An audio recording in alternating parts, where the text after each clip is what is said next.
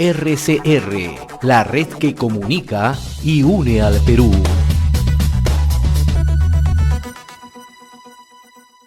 Vamos a trasladarnos hasta el sur del país, hasta Tacna, ¿no? Gentilmente accede a este contacto Julio Failot, reconocido economista, analista en temas políticos, director de la revista Apuntes a Lápiz. Qué gusto saludarlo, señor Failot. Como siempre, nuestro agradecimiento y en primer término, unas bonitas fiestas, ¿no? Por Navidad y naturalmente el año nuevo se acerca, el 2022. Buen día, ¿cómo le va? Buenos días, don José. Le agradezco su deferencia y la invitación. Y de la misma manera saludar a ti y a tu público por este nuevo año y por la Navidad que acabamos de recibir, ¿no? ¿Cómo estamos observando el panorama político, ¿no? Un 2021 con mucha incertidumbre, con mucha confrontación, ¿no? El tema económico es una de las principales preocupaciones, el tema sanitario, ¿no? ¿Cuál es el balance que harías del 2021 y de la gestión gubernamental de Pedro Castillo hasta el momento, ¿no? Bueno, en realidad es un balance del bicentenario funesto, ¿no? O sea, ni el más pesimista de los analistas políticos podría imaginar lo mal que nos iría este año, ¿no? Sobre todo en el bicentenario, ¿no? Con casi nada que rescatar y con muchísimas cosas que lamentar, ¿no? Se hicieron aparentemente muy mal las cosas buenas y bastante bien las cosas malas, ¿no? En resumen, un balance negativo donde nuestros actores políticos y económicos aportaron de sí lo peor en momentos más trágicos que vive el país. Si tú miras las cifras, hasta el 22 de diciembre se reportaron 202.375 muertes por COVID. A ello habría que añadir los cientos de miles de empresas que cerraron y los cientos de miles de empleos que se perdieron por la pandemia, lo cual poco o nada importó a la clase política, a los grupos de poder, a los medios de comunicación, a las encuestadoras, a los analistas políticos, quienes estuvieron enfrascados en el enfrentamiento entre el Ejecutivo y el Legislativo que tú acabas de señalar, ¿no? Salvo la vacunación, don José, no hay nada de veras que rescatar de Pedro Castillo, porque el plano de la economía una vez más ha quedado demostrado que los resultados corren por cuenta propia, por su propio carril, ¿no? Tal como viene ocurriendo, para ser justos, hace más de 25 años. Ese famoso piloto automático es lo que finalmente termina rigiendo la economía, ¿no?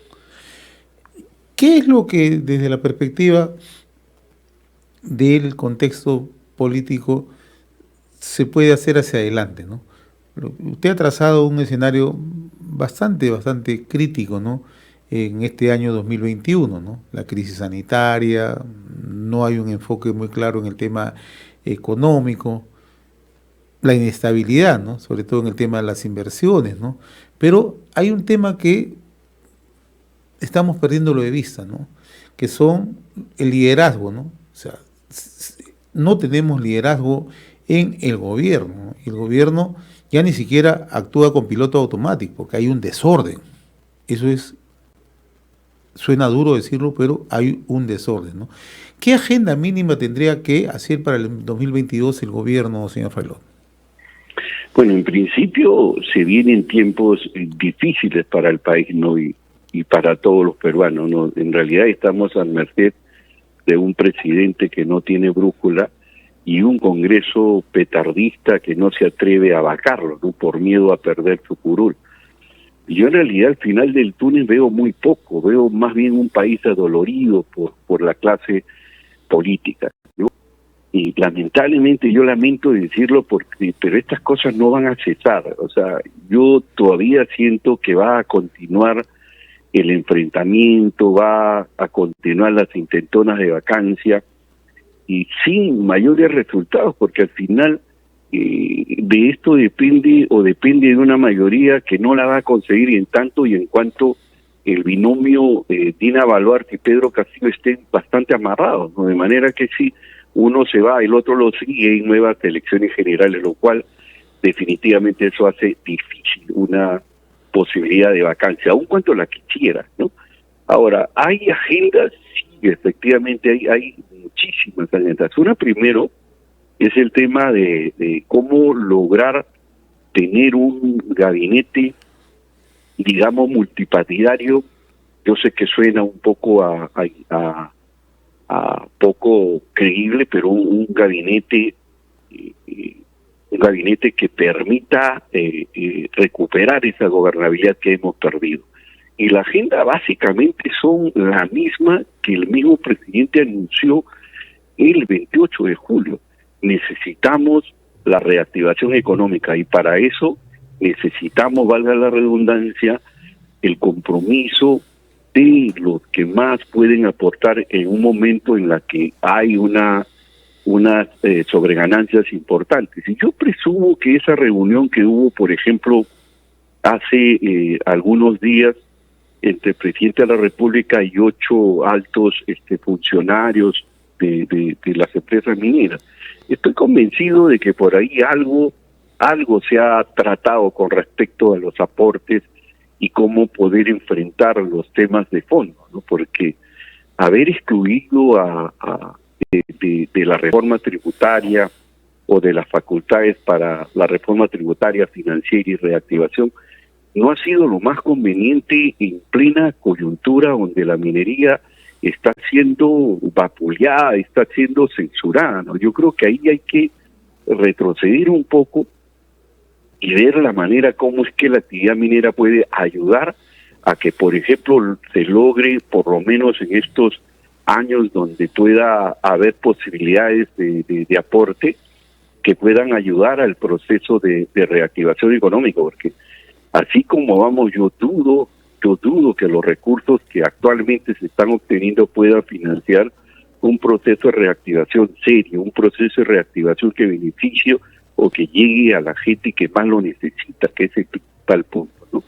Lo otro es el tema de la educación y el tema de la reforma de la salud y del sistema de seguridad social que nos preocupa, ¿no? O sea, el modelo, hay que ser sinceros, hay que ser hidalgos en reconocer que ha tenido resultados en el plano económico, en el crecimiento económico, ha tenido aportes muy importantes. El problema ha sido en la distribución de la riqueza. Funcionó en lo económico, pero en lo social tuvo un poco impacto. La pandemia desnudó esas debilidades y ahora nos encontramos donde nos encontramos. Entonces el tema de la reforma de salud, el tema de la necesidad de mejorar el sistema educativo, que estamos bastante mal, o sea, nos estamos peleando los últimos lugares, y esto obviamente lo ha podido dilucidar esta pandemia, ¿no? La debilidad que nosotros tenemos, pero que lo único que ha hecho es develar, porque esto ya se venía. El Perú siempre se ha disputado con Bolivia y Ecuador los últimos puestos en materia de educación. Y eso realmente es preocupante. Ahí hay un problema de desigualdad de la educación que tenemos que resolver. La seguridad social y otros temas que creo yo deben ser parte de la agenda política. Ahora, las crisis políticas en el país, Julio, y sobre todo en las gestiones de gobierno, muchas veces obedecen a la composición de un gabinete, de las personas, ¿no? ¿Crees tú que es necesario que el presidente Castillo, antes de fin de año, tenga que presentar un gabinete renovado, un gabinete que lo proyecte hacia el 2022 en mejores condiciones, en un clima social mucho más apropiado? Porque tú has mencionado algo muy interesante, el tema de las inversiones y las inversiones en minería, y el caso particular de la presidenta del Consejo de Ministros tiene una confrontación directa, ¿no? Ya por más que ella trate de esforzarse, por más que ella trate de brindar declaraciones suficientemente alturadas, con mucha cortesía, pero lo cierto es que ya no genera confianza, ¿no? Mira, en principio no solo es pertinente, yo creo que es necesario tener un gabinete renovado, un gabinete donde pueda acercar no solamente a la población, sino a todos aquellos que de una u otra manera tienen que ver en este tema, entonces ahí los partidos políticos, los medios de comunicación, porque esto, te digo con toda sinceridad, José, no es solo es un asunto del Ejecutivo y el Legislativo. Necesitamos paz sin renunciar a la fiscalización. El rol de los medios de comunicación son importantes en la medida que se conviertan en fiscalizadores, no en distorsionadores de la verdad. O sea, han mentido tanto la prensa concentrada, José, que cuando dice la verdad nadie le cree. Esa es la verdad, ¿no? Entonces ahí la prensa tiene que ayudar, ahí los analistas políticos también. O sea, no es posible de que los analistas políticos desarrollen una suerte de construcción de escenarios sobre la base de su preferencia política. Yo he sido muy crítico al respecto, o sea, y en realidad aquí nadie se salva, ni los más serios se salvan en tratar de ayudar a interpretar o a construir escenarios que podrían ayudar a tomar decisiones. Eso no está sucediendo. Entonces acá este asunto es más de uno, incluso los grupos de poder, caramba, tienen que comprometerse a empujar el carro, ¿no? O sea, ahí tenemos un problema que va más allá del Ejecutivo y del Legislativo, ¿no? Un apoyo crítico, un apoyo responsable de todos, porque acá este es un asunto de todos. Pero nos encontramos también en el mundo cotidiano con situaciones que son generadas desde el propio gobierno, ¿no? O sea, y es cierto lo que tú planteas, ¿no? Se requiere esfuerzo, se requiere consensos, se requiere dejar de lado un poco la confrontación. Pero ¿qué pasa, mi estimado Julio, cuando tenemos un gobierno? Ayer conversaba con la presidenta del Tribunal Constitucional y ella lo decía con mucha claridad, ¿no? Un presidente pierde legitimidad sin que eso signifique que no es legítimamente electo, ¿no? Pierde legitimidad por todo el accionar que está ocurriendo, denuncias, poca transparencia, poca integridad, ¿no? Entonces, esto también es originado desde el propio gobierno. Entonces, cuando yo te decía el liderazgo, ya no solamente del propio presidente, sino también de los propios ministros, ¿no? Donde no hay la entereza o no hay la transparencia o se cometen muchos errores, ¿no? Sí, no, sin ninguna duda, ¿no? O sea, creo que hay que entrar a ¿cómo se llama? A cuestionar. O sea, no se puede hablar ni lo uno ni lo otro, ¿no? O sea, por ejemplo, para mí está descartado el acto anticonstitucional de sacar a un presidente que no nos guste, ¿no? Que nos guste o no, fue elegido por la mayoría de este país, ¿no? Ahora, están los grupos de partidos políticos enfrascados en una cruzada como dé lugar el mandato presidencial. Entonces, esto de ahí, es verdad lo que tú dices, a esta cruzada de cortar a como dé lugar el mandato presidencial se ha sumado el propio Castillo. O sea, nuestra sociedad ha sido duramente golpeada por la corrupción y esto no debe ni debe haber concesiones, ¿no? Y los recientes hechos que están siendo investigados en la Fiscalía, donde se está involucrando al círculo más cercano, ha desatado definitivamente una serie de alarmas, ¿no? El país, de hecho, yo estoy de acuerdo, necesita explicaciones claras y contundentes, ¿no? Los silencios son las dudas que generan sombras en el palacio, ¿no? En el año de nuestro bicentenario ya hemos visto casi todo, un nuevo gabinete que responde a estrechos lazos y alianzas de última hora, que no son la solución política duradera, cuando en realidad el problema, hay que recordar, está en la plaza de armas. El país necesita escuchar esa palabra del maestro, del hombre que encandiló a la mayoría de peruanos con sus sencillez, quiere saber la verdad y solamente la verdad. Aquí no hay que casarnos con nadie, José. O sea, hay que darle a todos de manera homogénea, porque aquí todos hemos sido responsables o todos somos responsables, algunos más que otros, en este caso el Ejecutivo, pero la responsabilidad está extendida a todos. Ahora, el otro tema que no se puede perder de vista es que tenemos un gobierno que no tiene esa capacidad ni de respuesta ni de toma de decisiones. estás observando lo que está pasando con el Ministerio de Educación. No tenemos un ministro de Estado desde hace varios días, ¿no? Mucha gente dirá, pero que se tome su tiempo, el presidente, ¿no?, está evaluando. Pero estamos en una situación de crisis, un nivel de confrontación permanente, ¿no? Y tú, como analista político, sabes que la toma de decisiones aquí es muy importante para transparentar, vuelvo al tema, y también para generar confianza, ¿no?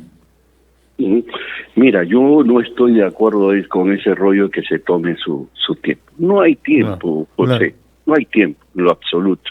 Eso compartimos la misma percepción. No porque están cerca las clases, no porque no solamente están cerca, sino necesitamos que los jóvenes, los niños se incorporen a la clase presencial. Hay que reconocer que nuestro sistema educativo está pero súper mal. Y con este tema de la virtualidad no ayuda a que esto mejore. Entonces ahí no hay tiempo. O sea, no es que yo creo que y ahí retomo un poco a tu pregunta, yo creo que hay que tener un nuevo gabinete renovado donde sea necesario renovar, porque hay que reconocer que hay ministros ahí que han jugado un rol importante en este proceso, tanto de generar una estabilidad relativa como algún éxito en el tema de las vacunas, ¿no? Yo creo que hay gente que debe quedarse y hay gente que no lo bendice, ¿no? O sea, yo creo que los errores tienen que expresarse en un gabinete aireado, un gabinete que genere confianza, un gabinete solvente desde el punto de vista técnico y político. Hay que reconocer que el tema político es un tema que está fallando. Ahí alguien tiene que cubrir el liderazgo del presidente de la República. O sea, yo sí estoy convencido de que si logramos un gabinete cohesionado, un gabinete, yo creo que puede asumir el liderazgo. Ese liderazgo que no se siente el presidente Castillo y que aún cree que todavía está en el sindicato, ¿no? O sea, esas cosas no requieren de cambios urgentes, ¿no? Te quiero hacer otra pregunta que ya está más ligado también, ¿no?, al mismo contexto, sobre una declaración ayer o un enjuiciamiento político de la gestión gubernamental de Vladimir Cerrón, ¿no? A muchos quizá no les agrada que se ponga siempre a Vladimir Cerrón siempre en el contexto político, ¿no? Pero Vladimir Cerrón se ha convertido, querramos o no querramos, ¿no?, en una piedra en el zapato en el gobierno, ¿no? Ayer ha lanzado duros, el enjuiciamiento ha sido bien severo, ¿no? Ha dicho, por ejemplo, que el presidente debe dejar al lado a sus sobrinos, tiene que dejar al lado a los amigos chotanos, a su entorno, tiene que alejarse de Nuevo Perú, tiene que alejarse del Frente Amplio, etcétera, etcétera, ¿no? Pero además deja abierta la posibilidad de una composición de un gabinete, ¿no?, donde el mayor número lo componga Perú Libre, luego habla de, si se quiere, un grupo de caviares, luego, ese es el término que utiliza Cerrón, y luego también término un sector de la derecha, ¿no? O sea, ¿cómo ves todo esto? Porque esto de una u otra manera también, el silencio del presidente abona a esto, ¿no? Si el presidente no toma una definición, seguirá Cerrón tomando participación permanente en esto, ¿no? Sí, mira, Cerrón se olvidó dos cosas al respecto. Cerrón se olvidó de decir algo, que hay que alejarse de él, ¿no? En principio, ¿no? Se olvidó de eso. En segundo lugar, mira, Cerrón es producto de los medios de comunicación que no quieren a Castillo. Cerrón es producto de eso. Cerrón era un absoluto desconocido hasta que la prensa lo colocó en agenda y tiene el espacio que los medios de comunicación le han dado, ¿no? O sea, hay que ser bastante claro con respecto a eso. O sea, Cerrón no ha sido capaz en su artículo que cuestiona al gobierno la responsabilidad que le tocó a él. O sea, yo estoy de acuerdo con que el presidente gobierne con el partido que lo llevó, que forme parte del gabinete, pero de ahí a pretender hegemonizarlo, de ahí pretender... Y Cerrón ha sido uno de los grandes responsables de esta crisis, porque justamente la petardeada, su intervención excesiva frente a un gobierno frágil, o un gobierno, de hecho, la voz de ahí se sentía sentir, y desde el inicio empezó a petardear absolutamente todo, haciendo creernos a todos que él era el que tomaba las decisiones. En realidad, esta era una verdad a media, ¿no? Y esto tuvo muchísimo eco en los medios de comunicación. Ahora, hay quienes consideran que esto es parte de una presión de parte de Cerrón y otros que lo consideran que es un chantaje, ¿no? ¿Así se puede mirar? O sea, mira, yo creo que sí. O sea, yo estoy, mira, quiero que hagas esta contabilidad, que yo no creo, pero hay que hacer esta contabilidad bastante simple, doctor.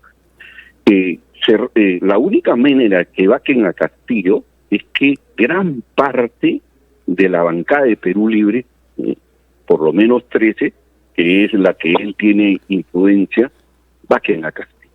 Entonces, el hecho de que Castillo no tenga una bancada consolidada, el hecho de que Castillo no tenga un sector progresista de centro que lo apoye, vamos a estar a expensas de Cerrón, vamos a estar con el cuco de la vacancia presidencial. Y yo creo más en una suma que es bien sencilla, ¿no? O sea, no se va a lograr la vacancia presidencial, y ojalá que el presidente lo entienda, mientras permanezca un binomio Pedro Castillo con la señora Dina Boluarte. Si Pedro Castillo lo vaca y Dina Boluarte amenaza con renunciar, hay nuevas elecciones generales. Eso es lo que mantiene ahorita atado a un sector importante de congresistas que no están dispuestos a vacar al presidente porque temen que se sume a ello Dina Boluarte y terminen yéndose todos. O sea, ese es un tema bien. No solamente se van quemados, porque no hay ninguna posibilidad de reelección, sino se van además de quemados, endeudados, estimado José. Y eso pesa muchísimo. El pragmatismo del congresista pesa muchísimo. Eso es lo que no hace que se genere una correlación suficiente como para poder vacar al presidente de la República. Salvo que Dina Boluarte diga, ok, perfecto, yo me quedo en la presidencia.